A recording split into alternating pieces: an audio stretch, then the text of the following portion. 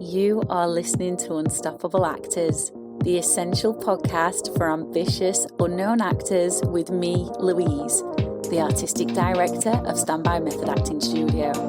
And for the last 13 years, I've been taking unknown actors with blank CVs all the way to Netflix dramas, Amazon Prime films, TV soaps and stage plays around the world. And every week I'll be talking with you and sharing how you can become a paid working unstoppable actor, because you 1000% can. An acting career is doable. Are you ready to dive into the episode? Hi, welcome to another episode of Unstoppable Actors. I am so excited you are listening to this episode because I want to share with you why playing characters naturally is a bad idea. And of course, I am going to share with you what to do next. I'm not a big fan of this word natural, and you'll find out why in the podcast.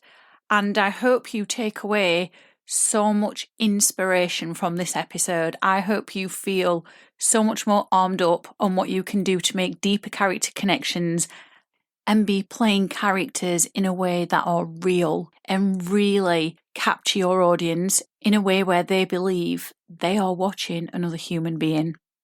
If you are brand new to the podcast, I'm so excited you're here. I hope you're going to listen to many episodes. I can help you go from where you are now to becoming an unstoppable actor. And I do this in several ways. Firstly, through method acting, because it is a tried and tested and proven technique. Secondly, through the business of acting. And thirdly, through getting your mindset to a point of belief, utter belief, that this is going to happen for you, because it absolutely will when you believe it. If you're returning, thank you so much for always tuning in. It's so good to have you here. There's so many of you starting to flood the Unstoppable Actors group, our DMs on Instagram to say how much you love the podcast, and I just love connecting with you. So please do come along to Instagram, which is at Standby Method Acting Studio, or do join our Facebook group, which is Unstoppable Actors, and introduce yourself. Let me know what you really love about the podcast. Let me know which episodes are landing for you. I'm going to start with a review I got, which I never even asked for, from an actress called Leanne, who I coach and train. She sent me an email not long ago, and she said, "Hi Louise, I just wanted to touch base with you and update you on how things are going my end. I'm so grateful to have the classes to turn to. I booked a couple of projects so far this year, and the last one I did was a short film. I have to say, my training with method acting has really helped. In one of the scenes I was in, I had to cry. I was a bit anxious because I didn't think I could do it. However, my training with method acting kicked in and my instincts just seemed to know what to do. I was able to cry on cue, not only in the wide shot, which was the first shot, but also my close-up shot. The amazing thing was being able to come back in and out of that space without letting it affect me, especially when the cameras had to reset. I thought I would share because I thought I would never be able to cry in any, in capitals, scene. Your training is working. It doesn't happen overnight, but with practice and discipline, it comes through." Oh, I loved that so much. I was grinning like a Cheshire cat when I read that email. And this is available to you too when you work with method acting. And so I want to invite you to apply for the 10-week method acting module, which dives into the animal exercise, which is incredible. It is so juicy. It is so good. It will give you more edge as an actor. And when you use the exercises that method acting offers to you, you will stick in the minds of casting directors and film directors, but you'll also feel so confident, just like Leanne did. I definitely recommend you applying for the spring 10-week method acting module if you've made it a goal to get more acting work and to be immersing deeper into the role. So the spring 10-week method acting module, covering animal exercise, which I've already said, starts on Wednesday the 16th of April, but we've only got applications open for 2 weeks and they close on Thursday the 3rd of April. So if you want to apply, all you need to do is go to bit.ly/the standby method. I've also left the link for you directly underneath where you've pressed play as well. I would love to receive an application from you because I want to coach you and I want you to have incredible breakthroughs just like Leanne did. So as you already know, in this episode, we're talking about why playing characters naturally is a bad idea and what you should be doing instead. So the other night we had a class and one of the actresses in there was playing the role of Camille in Sharp Objects. So that's the script that we're working on. It's an incredible TV series. Firstly, I just have to caveat this by saying our actors are under strict instructions not to watch the show because all that happens when they do is they're unconsciously influenced, and that means that their work isn't original and it's not their own creation. So they're not allowed to watch it. They can watch it after we've finished the project, after we've finished the module, but they're not allowed to watch it before or during the training. So this actress was playing Camille, another actor was playing the bar owner, and it's a really good scene between them. Really, really good. Like, there's just so much chemistry in it. There's so much going on. The characters have got a history, and you see that in the lines. But what I noticed in class is that our actors were more concerned with how they were delivering the lines and the emotional connection. And this is not something new. I've seen this same pattern for over 14 years of coaching actors. And you might be thinking, yeah, but of course we want to have an emotional connection. Of course we want to be delivering the lines naturally. But here's the problem with this. I'm not saying that lines being delivered naturally is not important and the emotional connection is not important. But when you are focusing solely on that, what this performance is actually about is mental tension, because the actor is so concerned with the performance being natural and how it's coming across. This means that you as the actor would miss the vitality and the clarity that the character needs because you are concerned with how the character is being presented. Mental tension takes you out of the moment, so you miss opportunities for growth in the character. Now, if you're quite new to the podcast, mental tension is overthinking, or it's any thought that blocks you from connecting to the essence of the character. You simply cannot capture the essence of the character when you are thinking about being natural, because humans by nature are not thinking about how they're behaving. They're not small. Humans don't deliver things in one way. Everything is expressed in a unique way that is unique to the character. And it's that detail that we need in the character, and you simply can't get to that detail if you are thinking about the lines sounding natural and just connecting to the emotions. So here's how I presented it in class. If we get so focused on playing all characters naturally through the way we deliver the lines and through the emotional connection, what we end up doing is playing ourselves in every single role, and we don't find anything unique because there's a little voice in our head that says, well, I wouldn't say it that way. So why have you just delivered the line that way? And, oh, I wouldn't feel the emotion in this way and express it in this way. I'd do this. So what we did is we started to talk about the character's unique mannerisms. And this was starting to throw up some challenges. So I did what we do in method acting, which is bring it back to the actor. Whenever we're struggling, we always ask the question, who am I? Who am I? What do I have at my disposal to lend to the character? But that's not to confuse playing the character as you. So I started asking them about their unique mannerisms. And I asked this actress, what's unique about you? And she said, well, I bite my nails a lot, but that's not really unique to me. And I said, well, it is unique to you because you'll have your own unique way of doing it.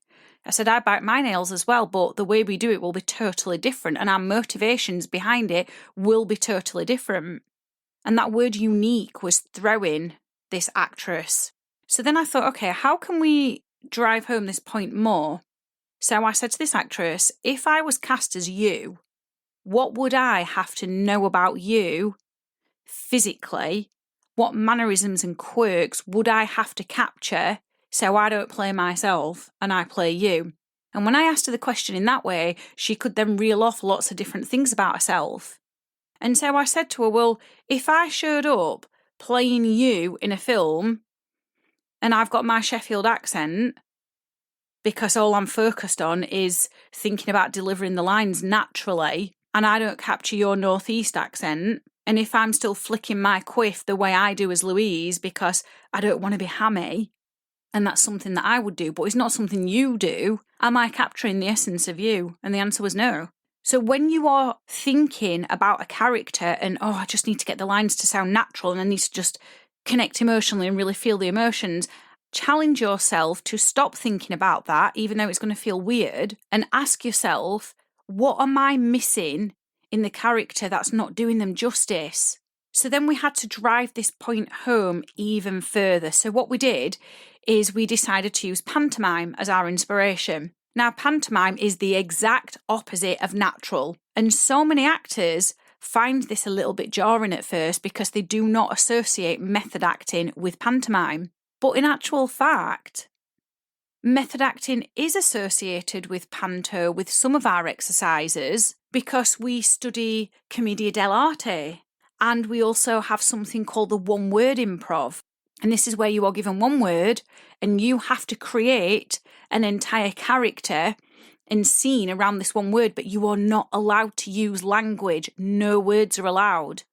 And you have to present the scene and the character in a larger than life way, drawing upon panto as your inspiration. And the reason we do this in method acting is not that we want to perform that way when it comes to filming or when it comes to the audition or being on stage, but it makes you think in a new way about the character, and it gets you to express them with vitality and clarity and a sharpness that is missing when you simply are thinking about, the lines sound hammy and I need them to sound natural.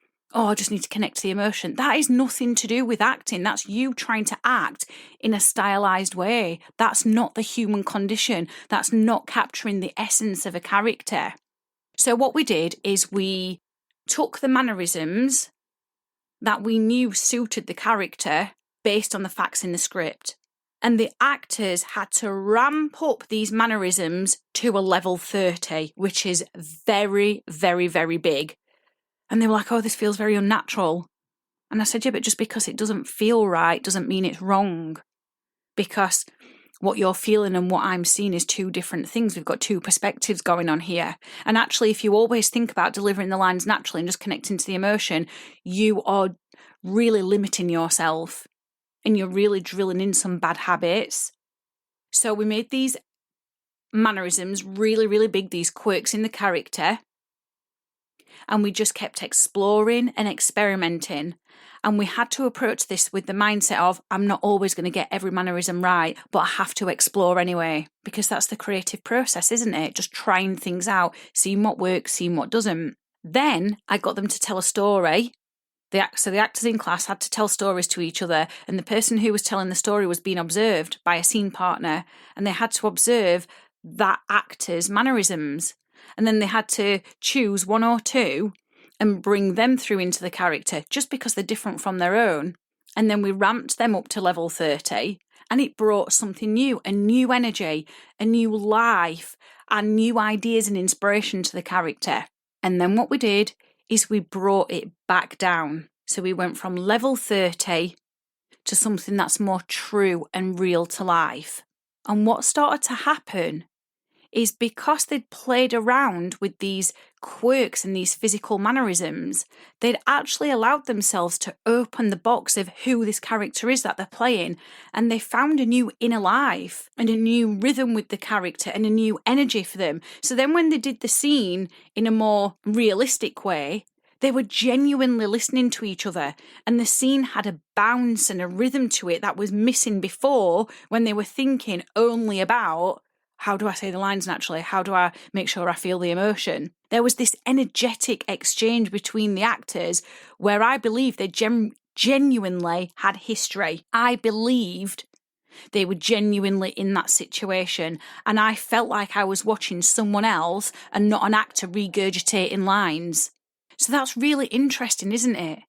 Really interesting that when we stop defaulting to what we know and give ourselves access to something else, what's possible with the scene? It takes it somewhere else.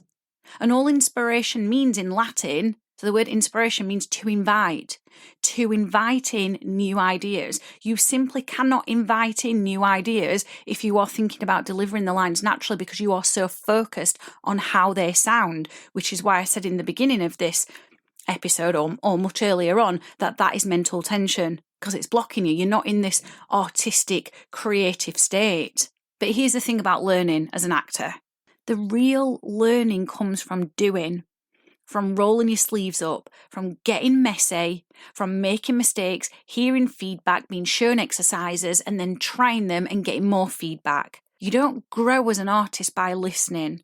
Yes, you acquire knowledge, and yes, that's good, but you have to get in the arena and do, and you have to be guided. And that is why I am inviting you to apply for the Spring 10-week method acting module, which focuses on the animal exercise. This module only comes around once every 4 years. So if you want direction and coaching with your skills, and you want to add to your skills, and you want to be able to add more layers and more depth and more vitality to your characters and scene work, and you want to learn the techniques that household named actors are using, then I can help you do that, and I can help you immerse in the character in a much more authentic way and help you get your next paid acting job sooner. So the animal exercise module is being held online in an online workshop space.